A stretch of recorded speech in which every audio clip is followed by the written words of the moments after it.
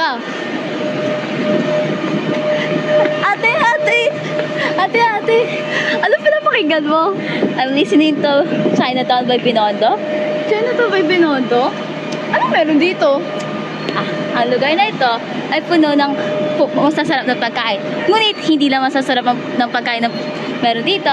Ito rin ay puno ng kaalaman at kasaysayan. Handa ka na bang malaman? Kaya pala maraming tao dumadalo dito. Tara, magkalap pa tayo ng kaalaman gamit ang mahiwagang libro! Alam mo ba na naging malaki ang impluwensya ng mga Chinese sa lipunan ng Pilipinas? Dahil noong ika-17th century, mayroong 20,000 na Chino sa Maynila. Nang dumating ang mga Espanyol at naitatag ang Binondo, hindi hamak na mas lumawak ang kultura ng mga Chino, hanggat sa naimpluwensyahan din ito ang lipunan sa Pilipinas. Isa na dito ay ang pagsasanib ng kulturang Chino sa kulturang Pilipino. Isa sa pinakamalaking impluwensya ng Chino sa Pilipinas ay pagdating sa mga pagkain. Sa katotohanan, nanggaling ang ating kaalaman sa rice cakes at mga noodles sa mga Chino. Kaya ang Binondo ay kilala bilang Chinatown, district ng Maynila. Dahil dito, matatagpuan ang pinakamatandang Chinatown sa buong mundo. Bago ito tinatag na Chinatown noong 1593, namatay sa kamay ng mga Chinese si Gobernador General Gomez Perez Dasmariñas. Ito ay naging dahilan kung bakit itinatag ni Gobernador General Luis Perez Dasmariñas ang anak ni Gomez Dasmariñas, ang Binondo sa tabi ng Intramuros noong 1594. Inilipat ang mga Chinese papunta sa Binondo.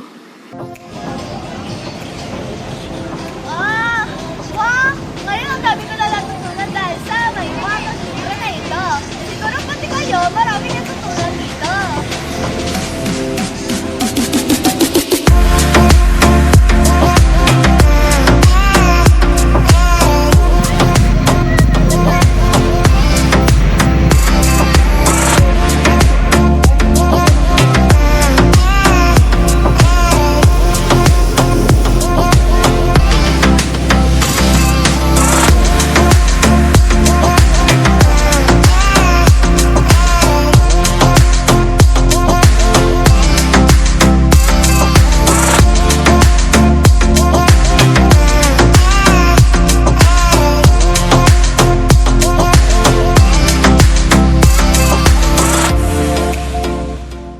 Dadalhin namin kayo kung saan ang kultura at pagkain ay pinagtagpo.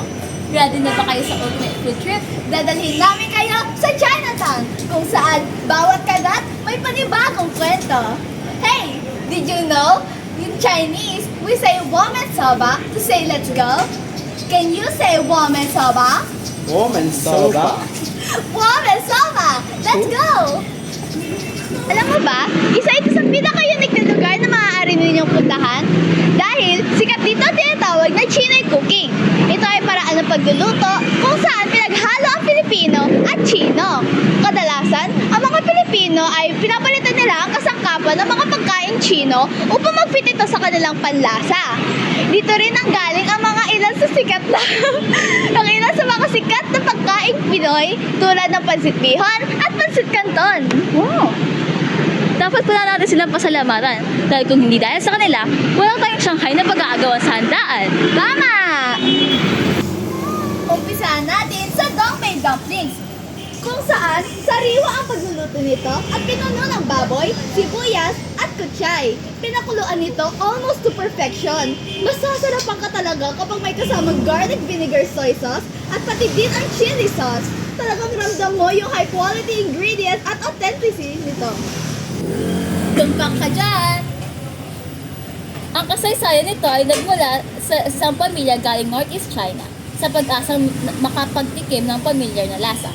Nagbukas sila ng isang maliit na tindahan kung saan nagbenta ng kanilang masasarap na niluto, ang Dongbei Dumplings na alam natin sa kasalukuyan. Ngayon, try na natin ating food factory at tikman natin ang mga nagsasarapang pagkain. Isa na dito ang Shanghai Fried Shamba! Akin You know. Let's go. Where can I even Hindi- begin describing this dish? Basito, filled to the cream with succulent ground pork, onion, chives, and steamed sa oil. Nagre-resulta sa crispy bottom habang nagpapanatili ang soft, fluffy texture nito. Hindi surprising talaga na maging huge hit to.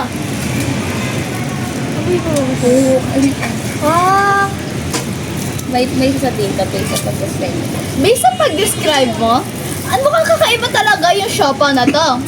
Mas magkarap pa tayo ng kaalaman gamit ang mahiwagang libro! Pa pa pa pa pa pa pa. Ang siopaw ay nagmula sa China kung saan tinatawag itong baozi o bao. Dinala ito ng mga insik na imigrante sa Pilipinas at inangkop sa panlasa ng mga Pilipino, kaya't naging matanyag na pagkain at merienda sa bansa. Ang Filipino na bersyon ng siopaw ay karaniwang may iba't ibang palaman tulad ng baboy, manok o baka at niluluto sa pamamagitan ng steaming na may malambot na tinapay. Ang siopaw ay sumisimbolo ng kasaganahan at pagpapala at madalas na kinakain sa mga espesyal na okasyon. Madalas itong bahagi ng ritual o seremonya, tulad ng pamamahagi sa pamilya at mga kaibigan, bilang pagpapakita ng pagmamahal at pagpapahalaga. Kapantay, ang Poheng Lumpia, ang tunay na bida ng Binondo, Manila. Ano bang meron sa lumpia na to? I'm glad you asked. Sariwa pa, hearty pa, dahil nilalaman ito ng carrots, cabbage, tofu, herbs, peanuts, pork, at hipon. Hiniwa ito na mabuti at nilagyan ng secret dressing. Perfect balance of sweet, savory, spicy, chewy, and crunchiness. A pack of goodness that makes you savor every bite. Masterpiece talaga ito in Filipino-Chinese food fusion. Pa nakahawig daw ng gold bars ang mga itsura ng mga lumpia sa tuwing nagluluto sila? Kaya naniniwala silang magdadala ito ng masaganang taon at kayamanan. Wow, kaya pala mahilig ang mga Chinese sa ganyang paniniwala. Ano kaya yung next natin kakainin? Excited na ako. Sunod natin kakainin ang isang special treat para sa iyo. Alam mo ba, ito ang tunay na Asian sarap sa bawat kagat, ang Oishikun Chinese Bites. I'll take you up on that offer. Ano bang meron dyan? You see, itong mga donuts na to ay perfect kung gusto mo tamaan yung food cravings na yan. Bukod pa dyan, may cultural significance din ito. Oishikun ay cultural significance at naging popular sa kanilang fusion cuisine, kung saan pinagsama-sama ang tradisyonal na sangkap at lasa ng dalawang kultura. Ang kainan ay sumasalamin sa makulay na kasaysayan ng Binondo bilang isang Chinatown, kung saan ang mga pagkain Chino ay bahagi ng pang-araw-araw na buhay ng mga Pilipino.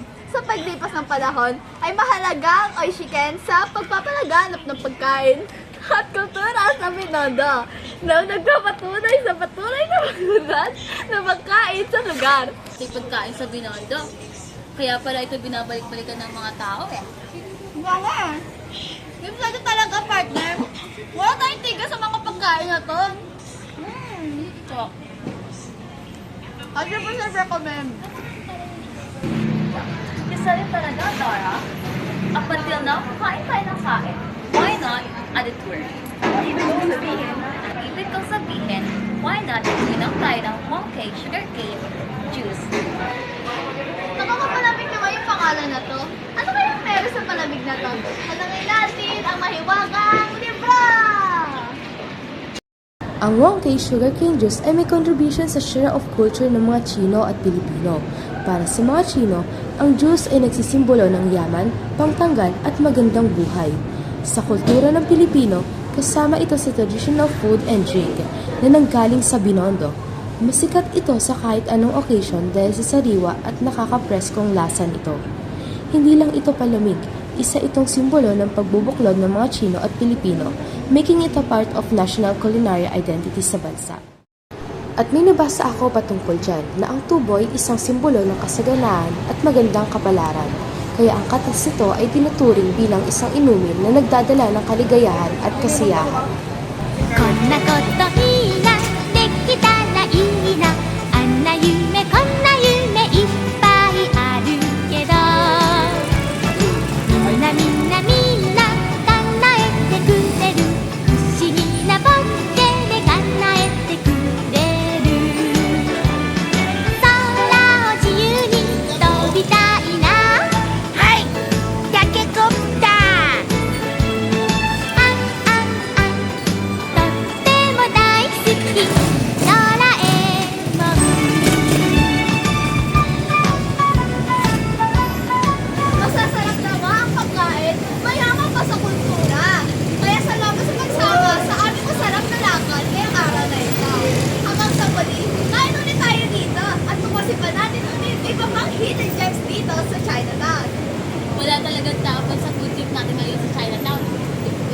Ibang lasa, iba't-ibang kwento ang laman.